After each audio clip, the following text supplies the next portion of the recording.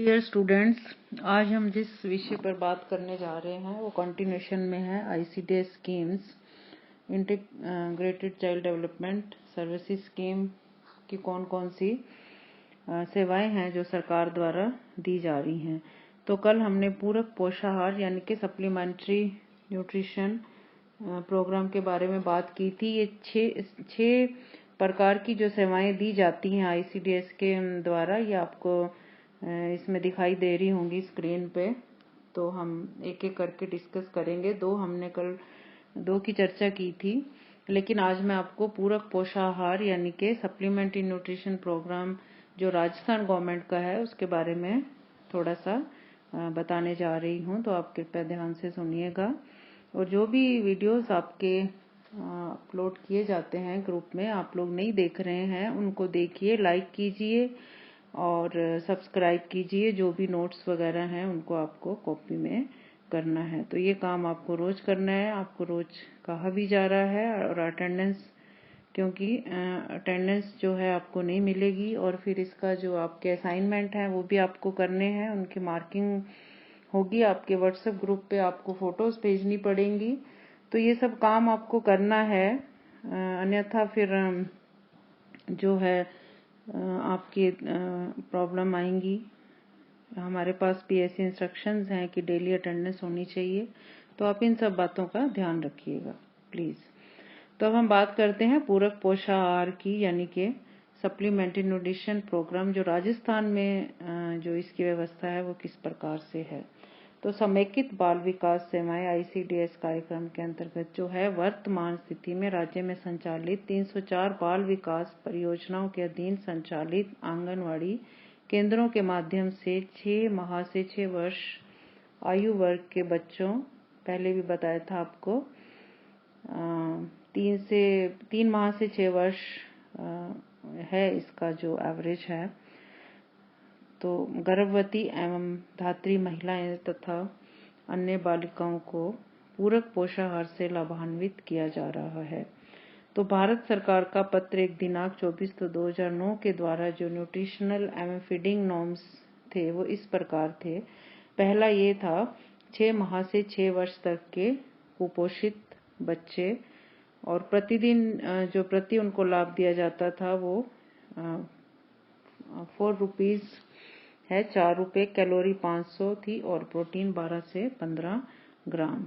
6 माह से 6 वर्ष तक के जो अति कुपोषित बच्चे थे उनको पर हेड जो थी 6 रुपीज और कैलोरी 800 और प्रोटीन था 20 से 25।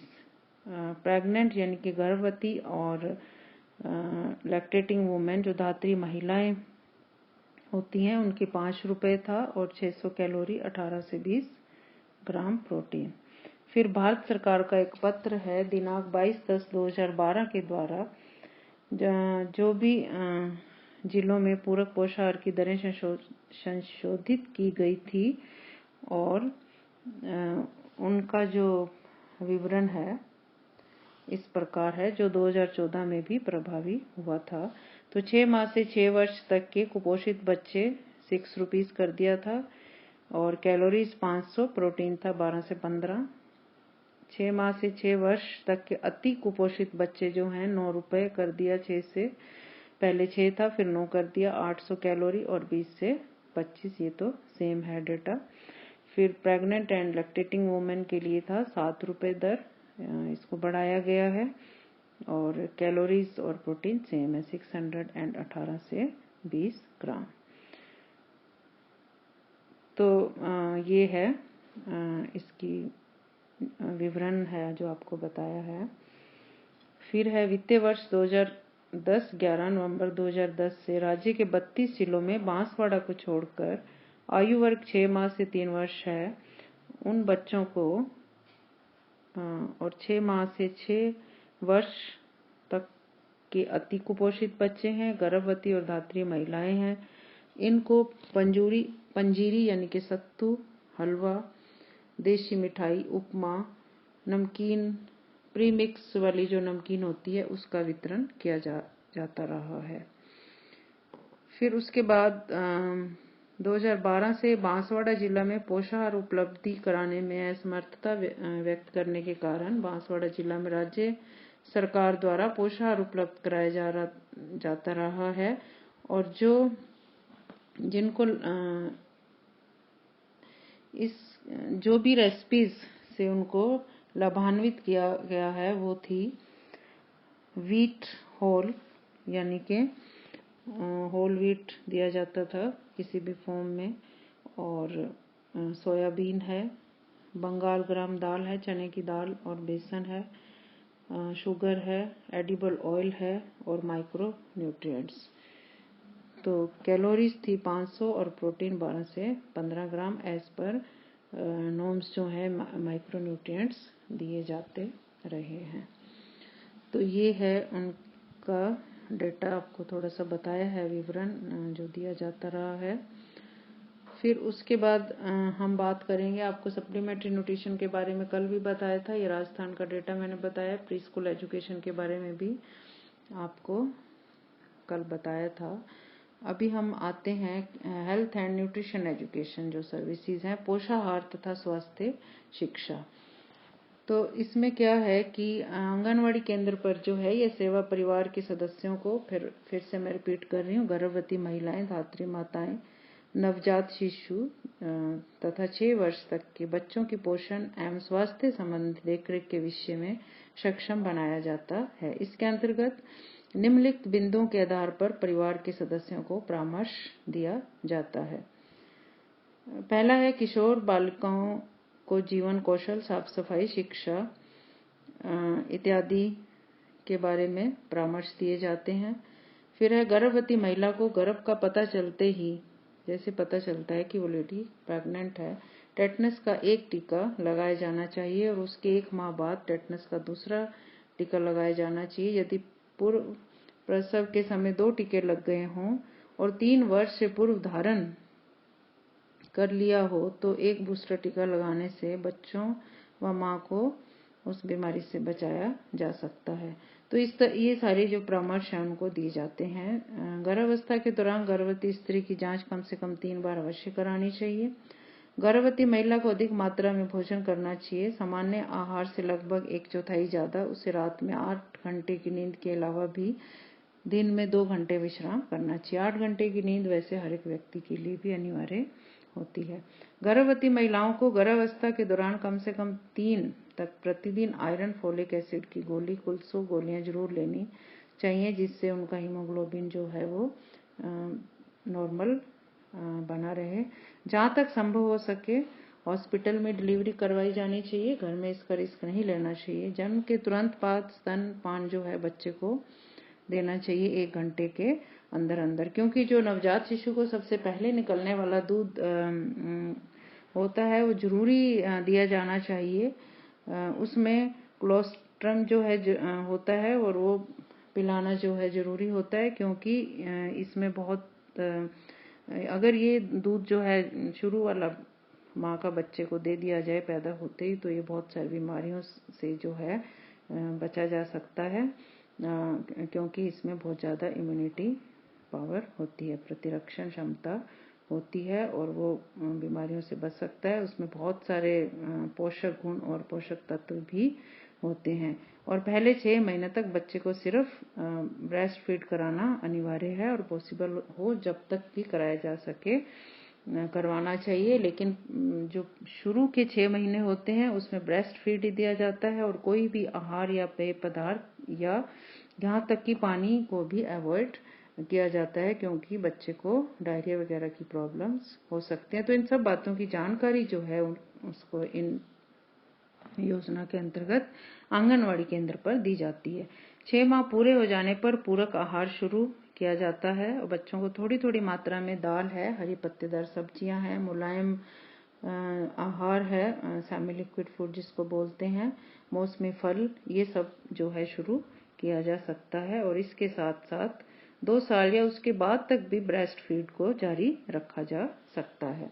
तो इन चीज़ों की जानकारी जैसे ग्रामीण महिलाओं को, खासकर जो गरीब परिवार की महिलाएं हैं उनको नहीं होती है और एजुकेटेड भी वो लोग नहीं होते हैं, तो इस तरह आंगनवाड़ी जो एक केंद्र है उसके द्वारा इन सब जानकारी को पहुंचाया जाता है उनके कार्यकर्ताओं के द्वारा।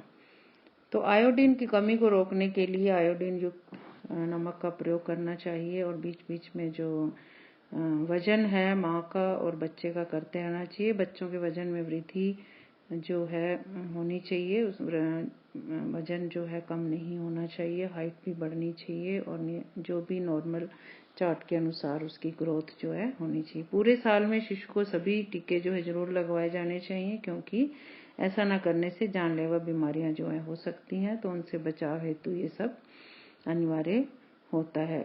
बीमारी कोई भी बच्चे को लग जाती है तो उससे सामान्य वृद्धि और उसके विकास पर भी असर पड़ता है।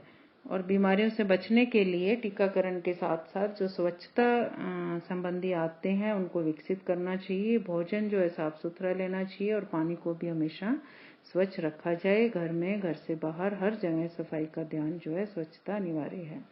बच्चों के साथ खेलने, बात करने, उन्हें उचित आहार देने से उनका समुचित वृद्धि और विकास होता है। बच्चा कोई भी बात करता है तो उसकी तरफ ध्यान देना चाहिए, वो क्या एक्टिविटीज कर रहा है बच्चा, वो उन सब चीजों को इग्नोर नहीं करना चाहिए, क्योंकि बच्चे का जो मस्तिष्क का विकास है पहले 2 सालों में तेजी से होता है। इसलिए बच्चों को उत्तेजित करने हेतु दूसरों के देखने, छूने व समझने के लिए कई प्रकार की चीजें दी जानी चाहिए। और जो भी उसको टॉयज या खेलने का सामान दिया जाता है उसमें भी ध्यान रखना चाहिए, सावधानी बरतनी चाहिए। और इस तरह का सामान जो है बच्चों को नहीं देना चाहिए कि उनको किसी तरह का नुकसान या हानि पहुंचे। नुकीली वस्तुएं या कुछ भी वो मुंह में ना डालें, इन बातों का ध्यान रखना चाहिए।